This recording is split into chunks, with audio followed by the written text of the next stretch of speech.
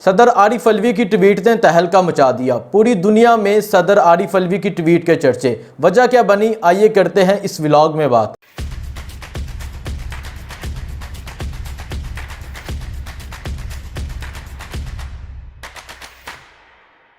السلام علیکم، میں ہوں حسنین، آپ دیکھ رہے ہیں نیا پاکستان۔ کرتے ہیں آج کا ولاگ شروع۔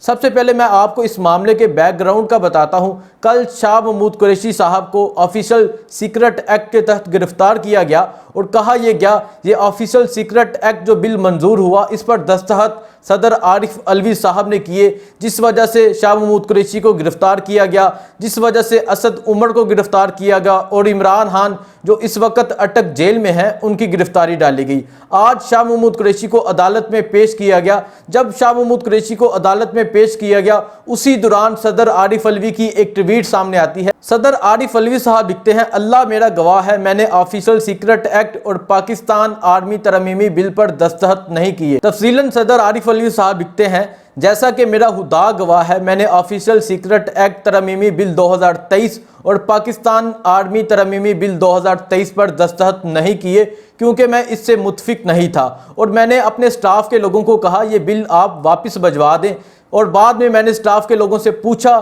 کیا آپ نے اس بل کو واپس بھجوا دیا ہے، اور سٹاف کے لوگ کہتے ہیں جی بھجوا دیا ہے۔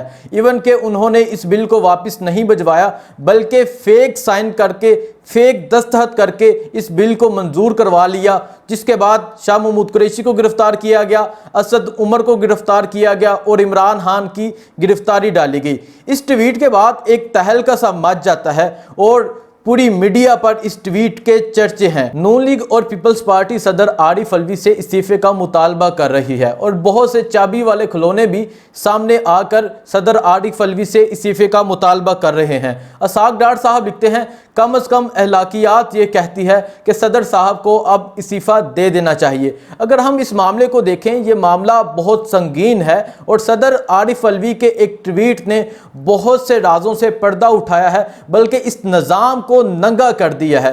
صدر عارف الوی صاحب کا یہ ٹویٹ ایک بہت سنگین ٹویٹ ہے اور اس ٹویٹ سے یہ واضح ہوتا ہے کہ ایک بل پاس ہو جاتا ہے، فیک دستخط سے بل پاس ہو جاتا ہے۔ بل کیا ہے کہ انتظامیہ کسی بھی شخص پر الزام لگا کر کہ وہ پاکستان کے خلاف، پاکستانی اداروں کے خلاف اور حکومت کے خلاف کسی سرگرمی میں ملوث ہے، سازش کر رہا ہے، گرفتار کر سکتی ہے۔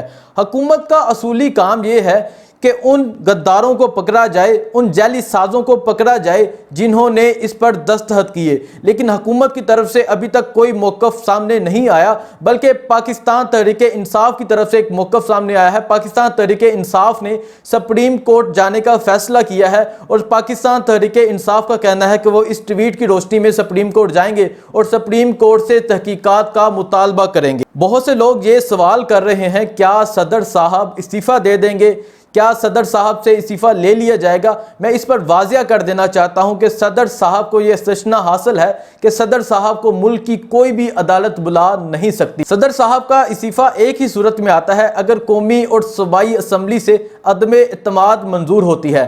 جیسا کہ آپ سب جانتے ہیں قومی اور صوبائی اسمبلی تحلیل ہو چکی ہے، نگران حکومت آ چکی ہے، تو یہ بھی ممکن نہیں ہے۔ اس کے بعد بہت سے لوگ سامنے آ جاتے ہیں اور صدر صاحب کے خلاف سازش کرتے ہیں، صدر صاحب کے خلاف پراپوگنڈا کرتے ہیں اور یہ پراپوگنڈا میڈیا پر چل رہا ہے اور آج یہ ثابت ہوتا ہے یہ نظام جھوٹ پر مبنی ہے، فراڈ پر مبنی ہے، منافقت پر مبنی ہے اور صدر عارف الوی صاحب کے ساتھ جو کیا گیا یہ صرف صدر صاحب کے ساتھ نہیں کیا گیا بلکہ اس ریاست کے ساتھ کیا گیا، اس ریاست میں بسنے والے تمام پاکستانیوں کے ساتھ کیا گیا، ان پہ ظلم کیا گیا۔ اب دیکھنا یہ ہے کیا سپریم کورٹ اس پر ایکشن لیتی ہے، کیا ان جعلی سازوں کو پکڑا جاتا ہے، کیا ان سے پوچھا جاتا ہے کہ انہوں نے کس کے کہنے پر یہ کیا اور کیا وہ بتاتے ہیں کہ انہوں نے کس کے کہنے پر ایک قانون پاس کر دیا، جعلی سائن کے ذریعے، جعلی دستخط کے ذریعے ایک جعلی قانون پاس کر دیا جس وجہ سے آج شاہ محمود قریشی جیل میں ہے، جس وجہ سے بہت سے پاکستانیوں کو جیل میں ڈالا جائے گا،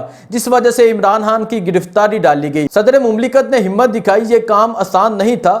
सदर साहब ये जानते थे कि बहुत से लोग इस मामले से नाराज़ हो जाएंगे, लेकिन सदर मुमलिकत ने ये ट्वीट करके, जो ट्वीट अभी तक 60 लाख लोगों ने देख ली है, और सदर साहब को सराहा, सदर साहब की हिम्मत को सराहा। सदर साहब ने अपना नाम हमेशा के लिए तारीख में लिखवा लिया। अब रियासत की जिम्मेदारी है, अब इन अदारों की जिम्मेदारी है, क्या वो उन लोगों को पकड़ते हैं, उनसे एहतसाब करते हैं, उनसे पूछते हैं कि किसके कहने पर यह किया गया। फरहतुल्लाह बाबर साहब लिखते हैं, जो पाकिस्तान पीपल्स पार्टी के रहनुमा हैं, वो लिखते हैं कि सदर साहब ने तारीख में अपना नाम लिखवा लिया। 100 से भी कम अल्फाज में सदर मुमलिकत ने वो एटमी धमाका कर दिया जो एक दहाई से कोई भी ना कर सका। और यकीनन ये बिल्कुल बात सच है, सदर साहब ने बहुत हिम्मत दिखाई और अभी पाकिस्तानी मीडिया, इंटरनेशनल मीडिया इस पर बात कर रहा है।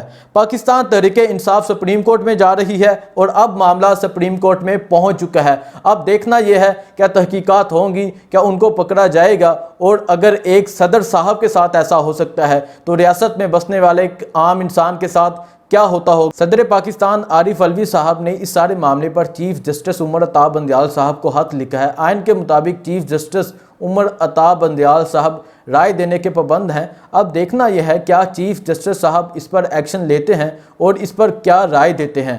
चीफ जस्टिस साहब के पास इससे पहले भी बहुत से अहम केसेस हैं और कुछ ही दिन रह गए हैं चीफ जस्टिस साहब के रिटायर होने में। उसके बाद चीफ जस्टिस काजी फायज ईसा साहब आएंगे।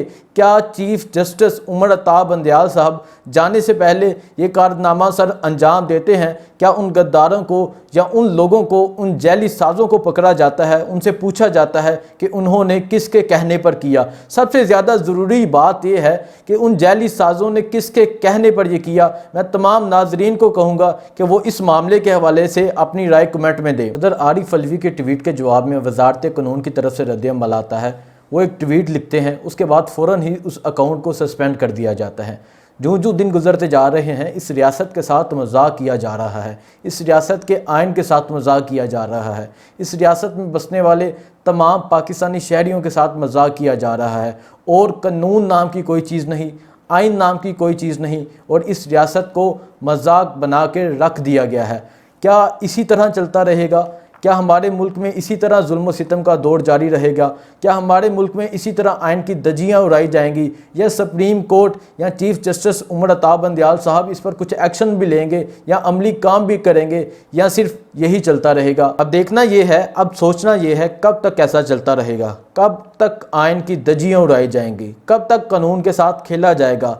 कब तक गरीब पे जुल्म किया जाएगा? कब तक मेहनत कश पे जुल्म किया जाएगा? कब तक हमारा जो तलीमी निज़ाम है, हमारा जो आइनी निज़ाम है, हमारा जो कानूनी निज़ाम है, उसके साथ खेल खेला जाएगा? क्या इसी तरह चलता रहेगा या इस मुल्क को ठीक किया जाएगा? मुझे दीजिए इजाज़त। अल्लाह हाफिज़।